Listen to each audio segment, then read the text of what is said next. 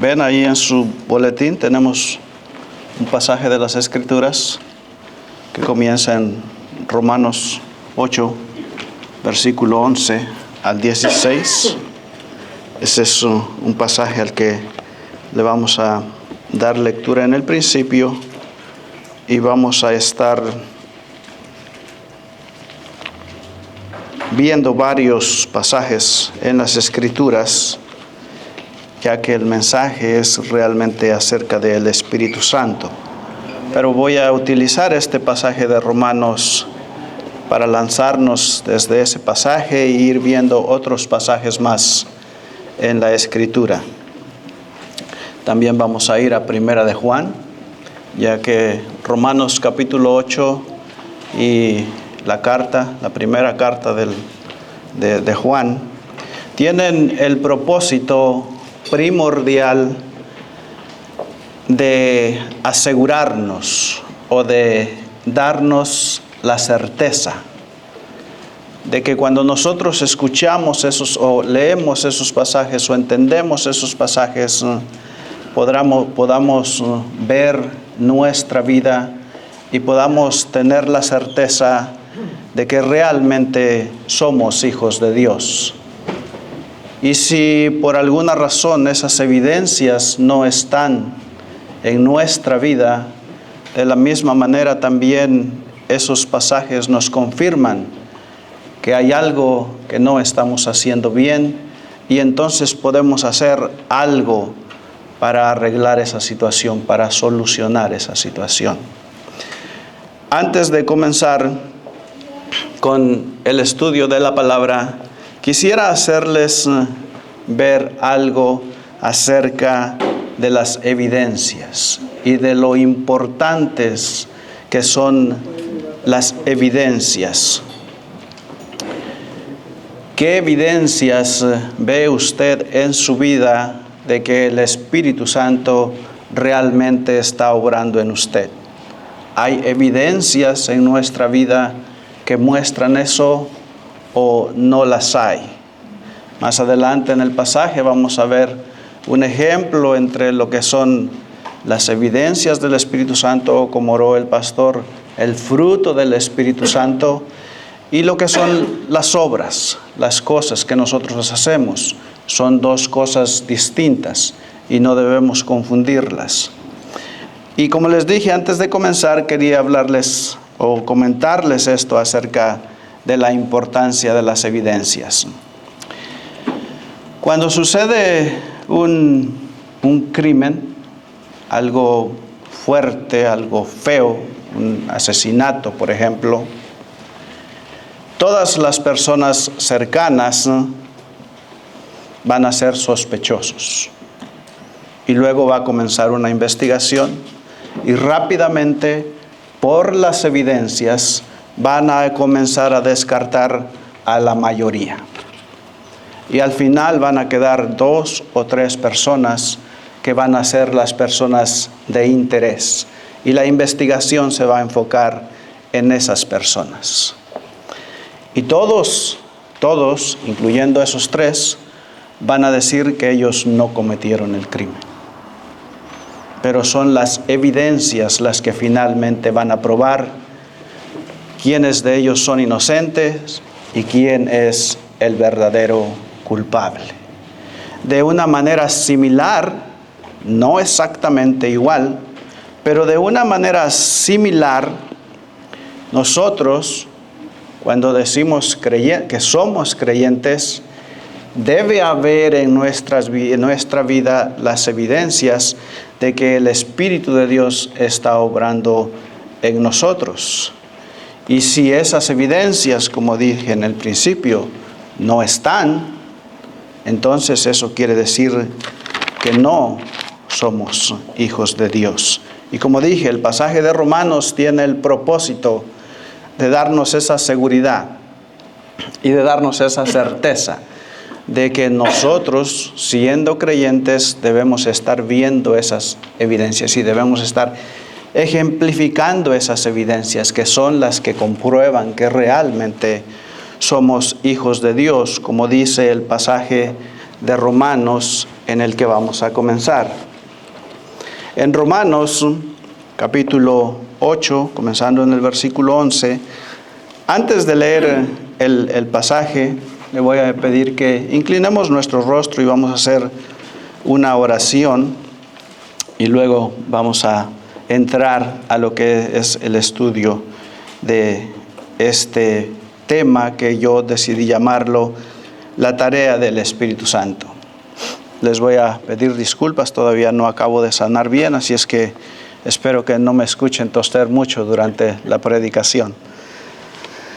Padre nuestro, nos acercamos a ti, Señor, con el propósito de darte la gloria, Señor, darte la honra por quien tú eres. Y reconocemos, Señor, que cuando venimos a ti no podemos, Señor, traer nada, Señor, con lo cual podamos agradarte. Entendemos, Señor, que la manera como debemos acercarnos a ti, Señor, es reconociendo, Señor, nuestro pecado y reconociendo la necesidad que tenemos de recibir tu gracia y tu misericordia. Te pedimos, Señor, que perdones nuestras faltas, Señor, ahora que estamos delante de tu presencia, y que nos ayudes, Señor, y que nos guíes con el poder de tu Espíritu Santo, Señor, para que podamos dar fruto en abundancia, Señor. Ese fruto, el cual nuestro pastor acabó de leer en Gálatas, que es un fruto que sale natural, que es un fruto que no es parte de nuestro esfuerzo, que es un fruto que no es difícil de producir, sino que al contrario, Señor, debería ser un gozo en nosotros hacer esas cosas, tener ese amor, tener esa paciencia, ese dominio propio. Bendice, Señor, a cada uno de los oyentes y con el poder de tu Espíritu Santo, Señor, que está aquí, te pido que tú lo apliques milagrosamente en el corazón de cada uno de los oyentes, Señor, y que tú nos transformes en el lugar ahí donde estamos, conforme a nuestra necesidad. Señor, que tú la conoces, porque para ti no hay nada oculto. Pedimos tu bendición y la guianza de tu Espíritu Santo, y en el nombre de nuestro Señor Jesucristo oramos. Amén. Amén. Ahora sí, démosle lectura a nuestro pasaje, y como dije, voy a utilizar este pasaje para lanzarnos de ahí a lo que va a ser el resto del estudio. En Romanos voy a comenzar a leer en el versículo 11, y dice lo siguiente. Dice Romanos capítulo 8, comenzando versículo 11, dice: y si el espíritu de aquel que levantó de los muertos a Jesús mora en vosotros, el que levantó de los muertos a Cristo Jesús vivificará también vuestros cuerpos mortales por su espíritu que mora en vosotros. Así que, hermanos, deudores somos, no de la carne, para que vivamos conforme a la carne, porque si vivimos conforme a la carne, moriréis. Mas si por el Espíritu hacéis morir las obras de la carne, viviréis. Porque todos los que son guiados por el Espíritu de Dios, estos son hijos de Dios.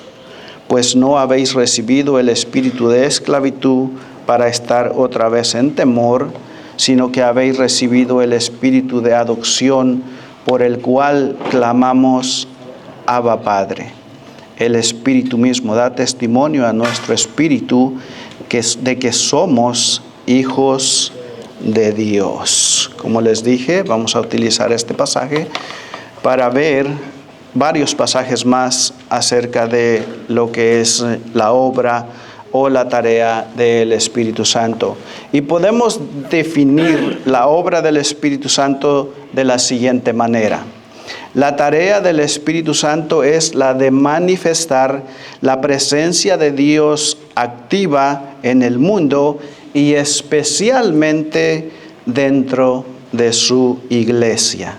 Esta definición indica que el Espíritu Santo es el miembro de la Trinidad que las Escrituras representan con más frecuencia como estar presente para hacer la obra de Dios en el mundo. Y esto es cierto particularmente en lo referente a el nuevo pacto, ya que a lo largo de las Escrituras, y particularmente en lo que era el Antiguo Testamento, la presencia de Dios se manifestaba muchas veces en la gloria de Dios a través de las teofonías, que eran apariciones de Dios. También podíamos ver la Shekinah, que era la presencia de Dios o la morada de Dios, en donde Dios estaba. Era una manifestación de la divinidad de Dios. Eso sucedía en el Antiguo Testamento. Ahora, en los evangelios o en el tiempo de Jesús, Jesús mismo fue quien se manifestó como la presencia de Dios dentro de los hombres. Y dice la palabra de Dios que Él tabernaculizó dentro de nosotros. Literalmente quiere decir que Él vivió entre nosotros. Ahora, después de la ascensión del Señor Jesús a los cielos y continuando a lo largo de la era de la iglesia, el Espíritu Santo es ahora la manifestación primaria de la presencia de la Trinidad entre nosotros. Es Él el que está prominentemente presente entre nosotros ahora, en este momento, en el día de hoy. Él es omnipresente, está siempre presente en todas partes. Desde el mismo principio de la creación tenemos una indicación de que la obra o que la tarea del Espíritu Santo es la de completar y sostener lo que el Padre ha planeado y lo que Dios el Hijo ha comenzado a hacer. Esa es la tarea que el Espíritu de Dios está haciendo. Ahora vamos a ver un breve recuento de la tarea de la obra del Espíritu Santo desde principio a fin. Y como dije, lo voy a hacer así bien breve y voy a hacer nada más 3 saltos. Vamos a ver algo en Génesis, vamos a ver algo en Pentecostés y luego vamos a ver algo en Apocalipsis. En Génesis capítulo 1, versículo 2, la palabra de Dios dice que el Espíritu de Dios iba y venía sobre la superficie de las aguas. Ustedes piensen en ese poder, en ese Espíritu de Dios que iba y venía sobre las aguas, y ahora ese poder, ese mismo poder está ahora dentro de nosotros. Porque en Pentecostés y en el comienzo de la nueva creación en Cristo, el Espíritu Santo es el que viene a la iglesia con gran poder. En las mismas palabras del Señor Jesús, dice en Hechos capítulo 1, versículo 8, pero recibiréis poder cuando haya venido sobre vosotros el Espíritu Santo. Así es que ahí rápidamente, como les dije, ya vimos 2 puntos. Entonces, debido a que el Espíritu Santo es la persona de la Trinidad mediante la cual Dios manifiesta particularmente su presencia en la era del nuevo pacto, es apropiado que Pablo haya llamado a el Espíritu Santo las primicias. Las primicias de la adopción o de la redención de nuestro cuerpo. Y eso ustedes lo pueden ver en Romanos capítulo 8, versículo 23. Es un versículo que se encuentra en el mismo contexto del pasaje donde yo comencé.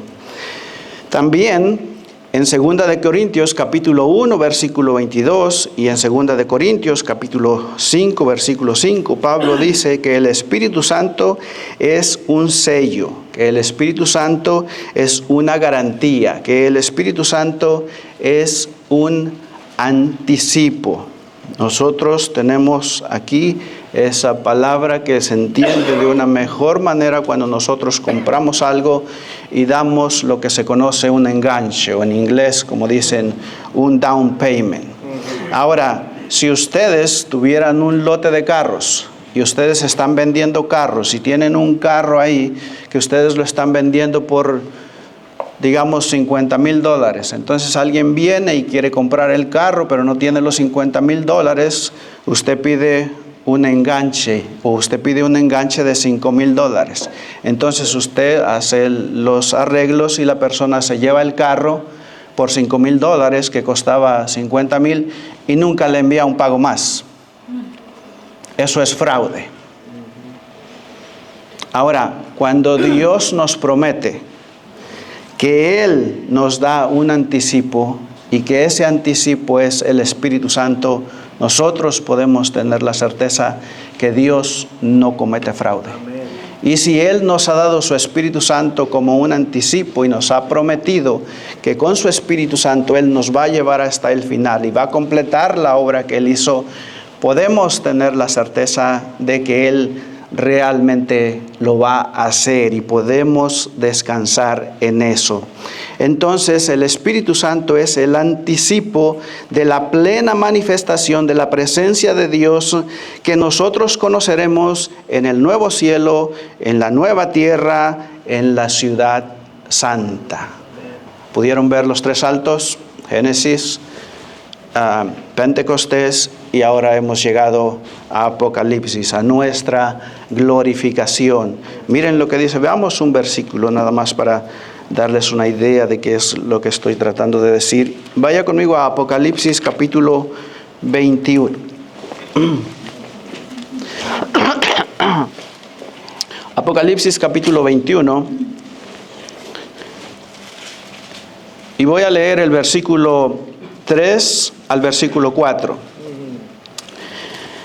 Dice, y oí una gran voz del cielo que decía, he aquí el tabernáculo de Dios con los hombres, y Él morará con ellos, y ellos serán su pueblo, y Dios mismo estará con ellos como su Dios. Y versículo 4, enjugará Dios toda lágrima de los ojos de ellos, y ya no habrá muerte, ni habrá más llanto, ni clamor, ni dolor, porque las primeras cosas pasaron. El Espíritu Santo de Dios en el principio de la creación se movía sobre la faz de las aguas. Ese fue el primer punto. Segundo punto, el Espíritu Santo de Dios en Pentecostés vino a la iglesia con poder. Y punto número 3, el Espíritu Santo nos va a llevar hasta nuestra santificación, hasta nuestra glorificación y hasta la presencia misma de Dios.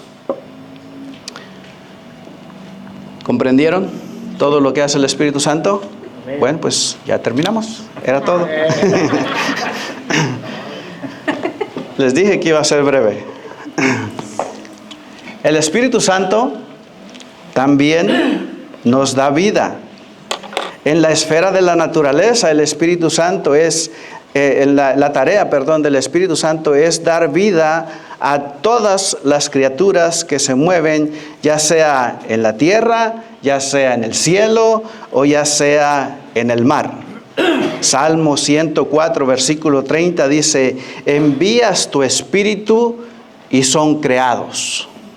El Espíritu de Dios es el que crea todo lo que es creado. Piensen en eso. Pero también a la inversa, en Job capítulo 34, versículo del 14 al 15 dice, si Dios pensara en retirarnos su espíritu y en quitarnos su hálito de vida, todo el género humano perecería, toda la humanidad volvería al polvo. Así es. El Espíritu Santo obrando en dar vida y aún en quitar vida. Aquí podemos ver la tarea del Espíritu Santo en dar y sostener no solamente la vida humana, pero también la vida animal. Y ahora, paralelo a esto, la tarea del Espíritu Santo es también darnos vida espiritual en la regeneración. Y ese es el punto en el que vamos a pasar la mayor parte del tiempo. Vamos a ver los resultados de una regeneración genuina.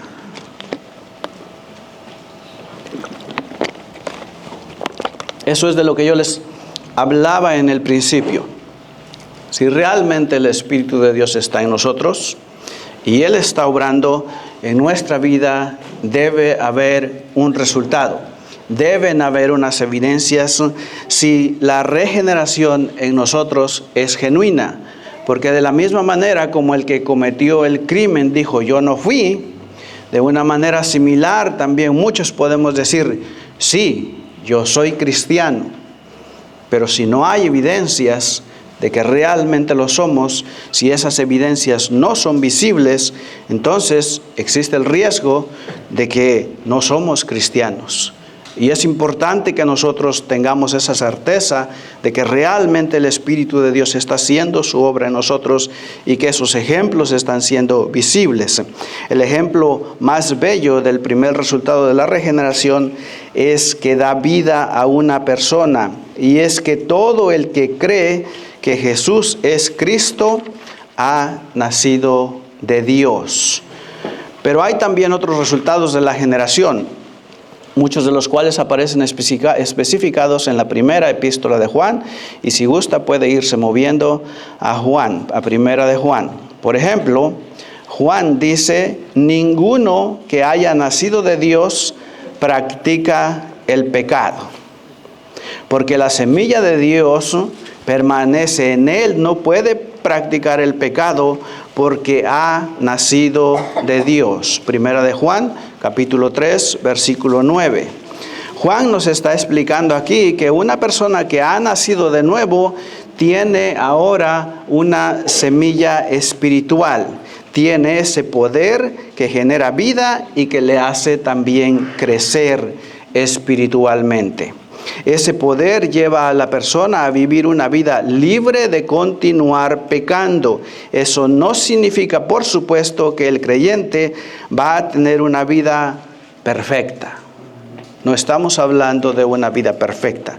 Lo que estamos diciendo es que ese estilo de vida no va a estar viviendo continuamente en el pecado y no va a estar practicando continuamente ese mismo pecado del cual dijo en alguna ocasión que ya se arrepintió.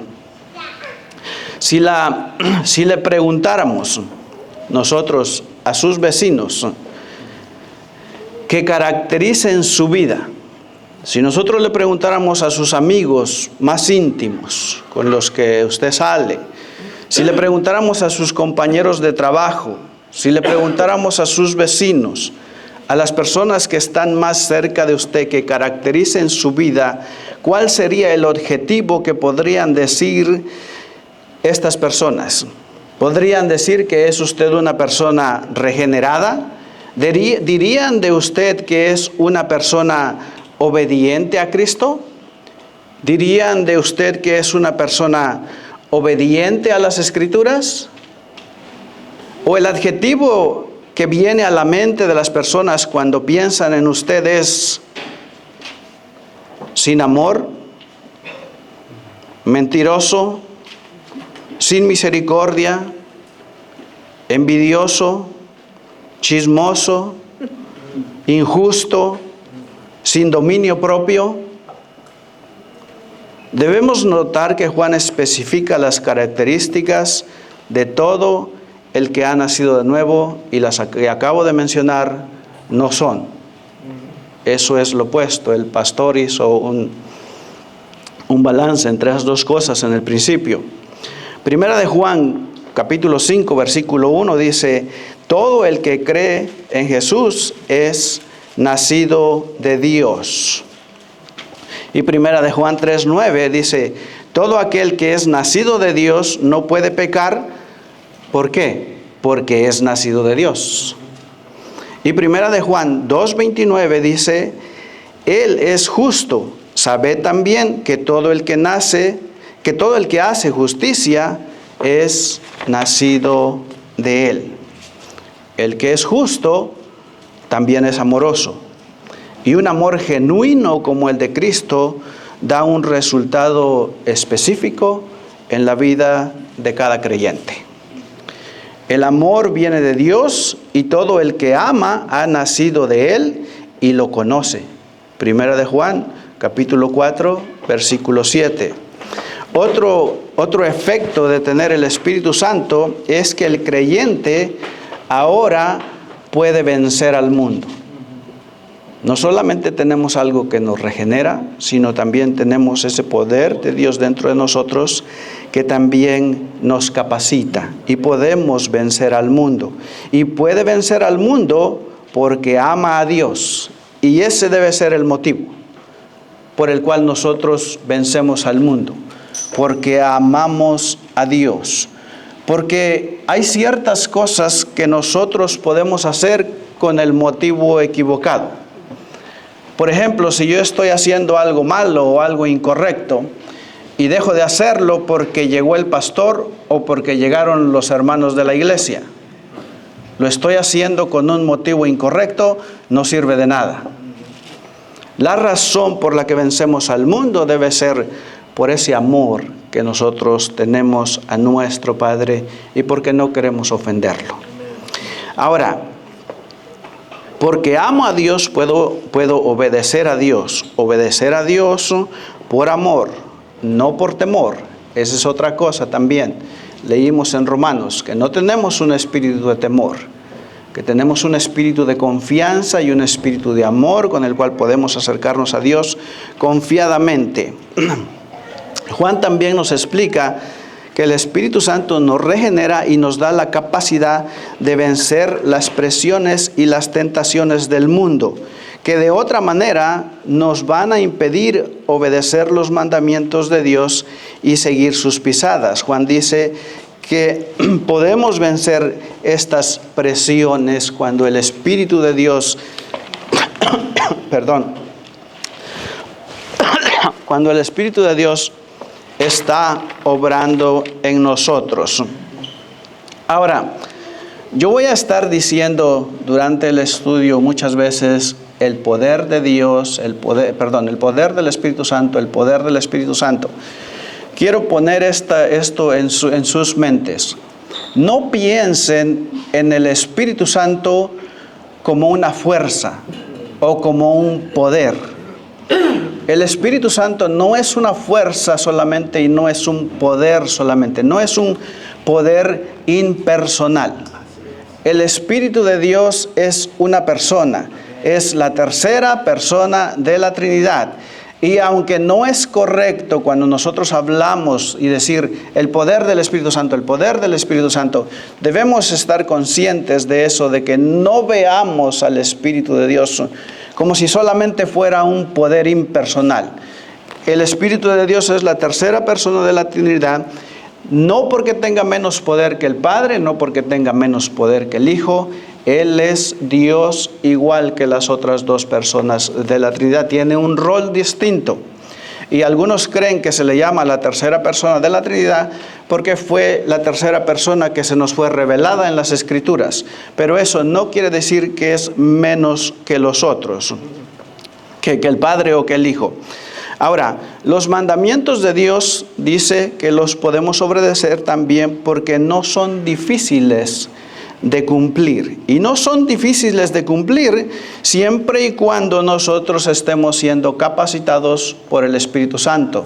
De otra manera no lo podemos hacer. Si tú tienes el Espíritu Santo, eso implica que cumplir los mandamientos de Dios más bien será una experiencia gozosa. Y sigue explicando que el proceso mediante el cual obtendremos la victoria sobre el mundo es el continuar en nuestra fe.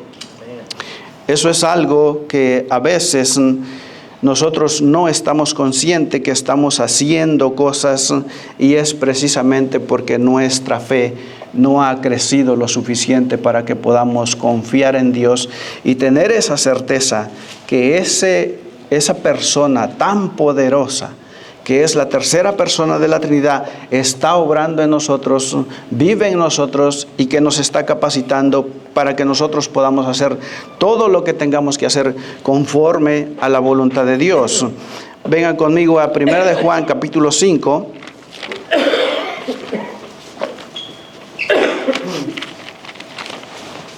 Primera de Juan, capítulo 5, versículos 3 y 4, dice lo siguiente. Dice, pues este es el amor a Dios, que guardemos sus mandamientos.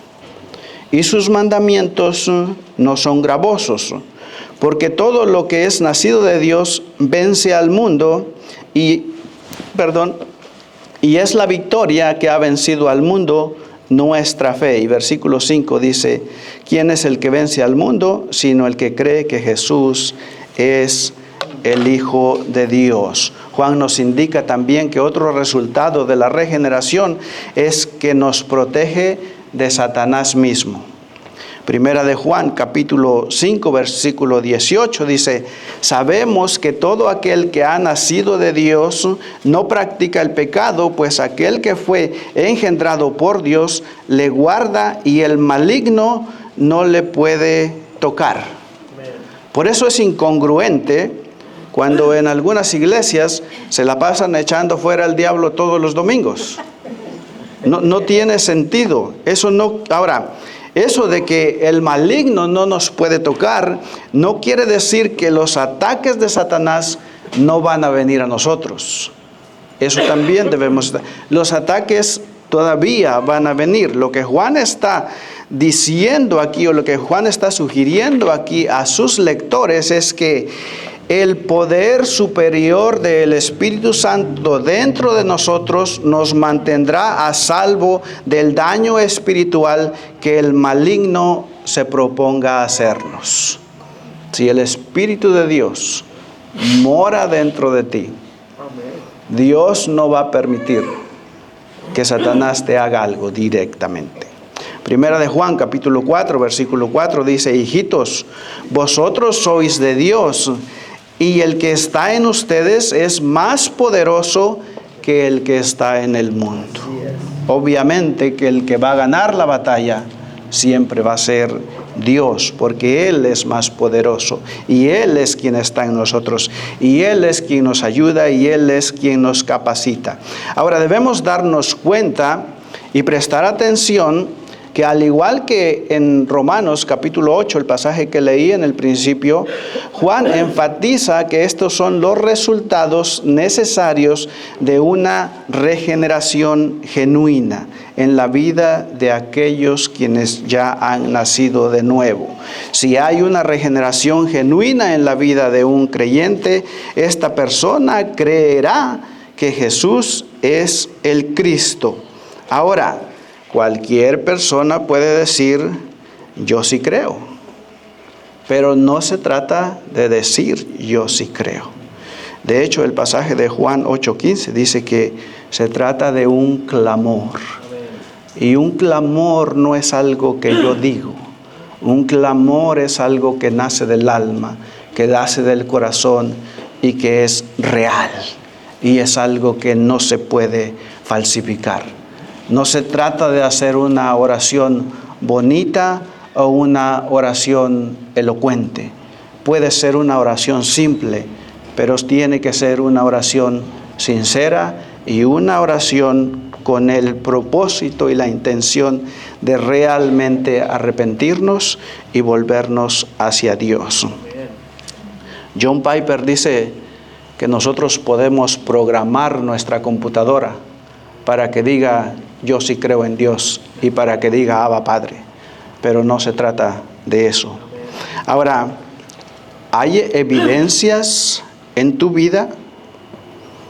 ¿Te abstienes de vivir continuamente en un pecado? Yo no sé cuál es el pecado de cada uno de ustedes que están aquí, pero cada quien somos fuertes y débiles en diferentes áreas. ¿Hay dentro de ti una guerra? Porque de eso se trata. Se trata de una guerra entre el Espíritu Santo que está en ti y tu naturaleza carnal que todavía está en ti también. Es una guerra, es una lucha. Es vencer la tentación cada vez que viene. Es no dejarte arrastrar por la corriente de este mundo. Porque los que resisten serán conservados a salvo del daño espiritual definitivo del maligno. Estos pasajes nos muestran que es imposible que una persona sea regenerada y no esté verdaderamente convertida. No hay un término medio. ¿El Espíritu Santo está o no está? Y eso es preocupante, porque hay mucha gente en las iglesias que puede decir: yo sí soy creyente. Hay evidencias en tu vida que dicen que realmente eres un creyente o es lo contrario. Hay una persona que vive por ahí donde yo vivo y él pues se mira como que no es, como dice él, la gente me mira y piensa que yo soy malo. Dice, y yo he ido a la iglesia. Dice, y yo no soy malo. Dice, realmente a mí las personas de la iglesia me han hecho más daño del daño que yo les he hecho a ellos. Eso es lo que se ve.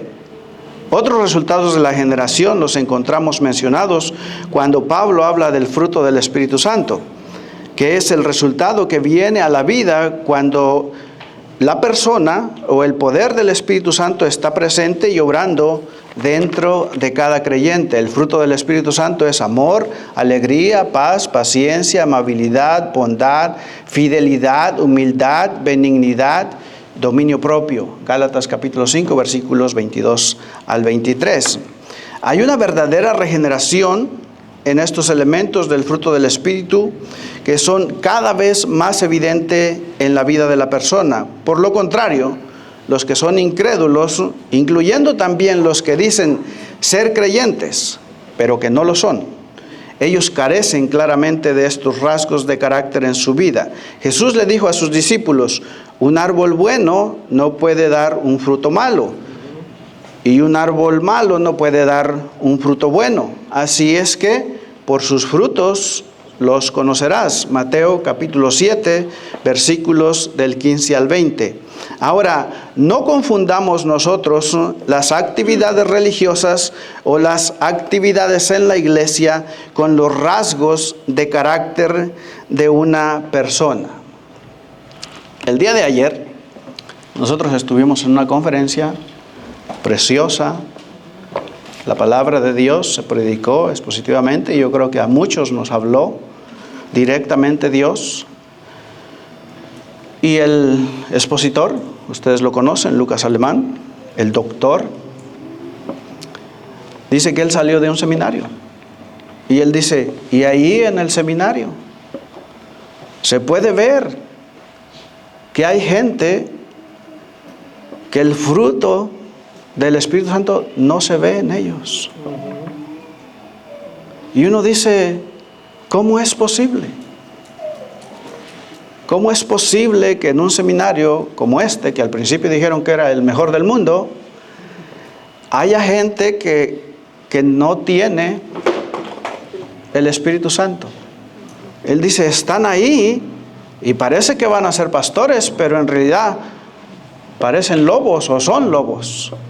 El Espíritu Santo no está en ellos. Entonces no debemos confundir nosotros las actividades religiosas o las actividades en la iglesia con los rasgos de carácter de una persona. Y es que una persona sirva en la iglesia, eso no es garantía de que lo esté haciendo en el poder del Espíritu Santo. Puede ser que sí, pero también puede ser que no. ¿Y qué tal si alguien dice, bueno, yo no sirvo, pero yo todos los domingos estoy ahí fielmente? ¿O qué tal si alguien dice, bueno, yo diezmo de todo lo que gano? ¿O qué tal si alguien dice, yo hago milagros, yo echo fuera demonios? Ninguna de esas cosas es garantía. El publicano que estaba mero enfrente, el fariseo que estaba mero enfrente, él dijo, yo he guardado la ley, yo diezmo, yo ayuno, y su corazón estaba lejos de Dios. El Espíritu de Dios no estaba obrando. En cambio, uno que estaba ahí atrás no quería ni siquiera levantar su mirada y decía, donde tú no tengas misericordia de mí, yo estoy perdido. Pero el publicano no estaba todo el tiempo en la iglesia y no era el maestro de la ley, que diga el fariseo. Entonces no confundamos las actividades en la iglesia con los rasgos de carácter de una persona. Ni el Señor Jesús, ni Pedro, ni Juan, ni Pablo señalan que la actividad en la iglesia sean evidencia garantizada de una genuina regeneración. Dios no juzga lo externo. Dios juzga el corazón, los pensamientos y las intenciones del corazón para darle a cada quien conforme a las acciones de la cosecha que sembró. Dice en Jeremías capítulo 17, versículo 10. Entonces la pregunta para nosotros es, ¿cómo está nuestro corazón? De hecho, inmediatamente después de Mateo capítulo 7, versículo 15, el Señor Jesús nos advierte que en el día del juicio van a haber muchos sorprendidos, que le dirán, Señor, Señor, ¿no profetizamos en tu nombre y en tu nombre echamos fuera demonios e hicimos muchos milagros? Y entonces Él les declarará claramente, jamás los conocí, pueblo sin ley, hacedores de maldad. Mateo 7, 22 y 23. Entonces la profecía, el exorcismo, muchos milagros, señales extraordinarias, actividad en la iglesia, a lo largo de décadas, todo eso se puede hacer en el poder y en la habilidad de la carne. Y al parecer todo eso se puede producir en el hombre natural mediante sus propias fuerzas. E incluso se puede hacer, o lo pueden hacer, ayudados por el maligno, que ya sería lo peor.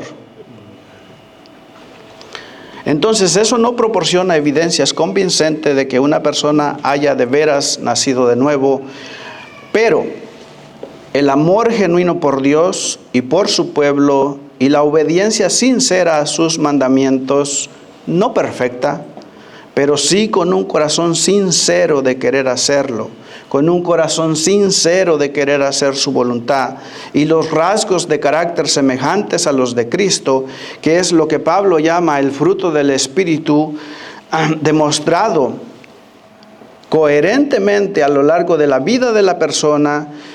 El fruto del Espíritu no puede producirlo Satanás, ni tampoco puede producirlo ningún hombre natural por sus propias fuerzas.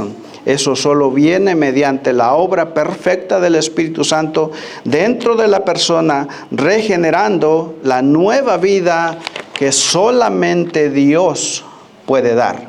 Primera de Juan, capítulo 4, versículo 17, dice, en esto se ha perfeccionado el amor de nosotros para que tengamos confianza en el día del juicio, pues como Él es, así somos nosotros en este mundo. Como Él es, así debemos ser nosotros en este mundo. Esas son las características que nosotros debemos ejemplificar si realmente el Espíritu de Dios está obrando, nos está equipando, nos está santificando dentro de nosotros hasta llevarnos a Apocalipsis 21, a nuestra glorificación y a la misma presencia del Padre. Jesús era el Hijo de Dios en quien Él se complació en la tierra, y nosotros también somos hijos de Dios y somos objetos de su misericordia. Si Jesús confiadamente llamó Padre a Dios, entonces nosotros también podemos llamarlo Padre, porque nosotros también somos aceptados, no en nosotros mismos, pero sí somos aceptados en el amado. Ahora, el incrédulo, a causa de su vida de pecado, él tiene miedo a la muerte porque tiene temor a un juicio y también tiene temor al castigo final. Pero el creyente regenerado tiene en él el Espíritu Santo de adopción. El Espíritu Santo nos da una noción consciente de que Dios nos ha convertido en hijos y podemos venir delante de Él sin temor, como nuestro Padre amado, con confianza de que en verdad somos hijos de Dios. Y para concluir, voy a regresar justo en donde comenzamos, a Romanos capítulo 8, versículo 15. Por ahora le voy a pedir que incline su rostro y vamos a hacer una oración y los hermanos van a cantar un canto y luego vamos a volver porque hoy tenemos el privilegio también de celebrar la Cena del Señor.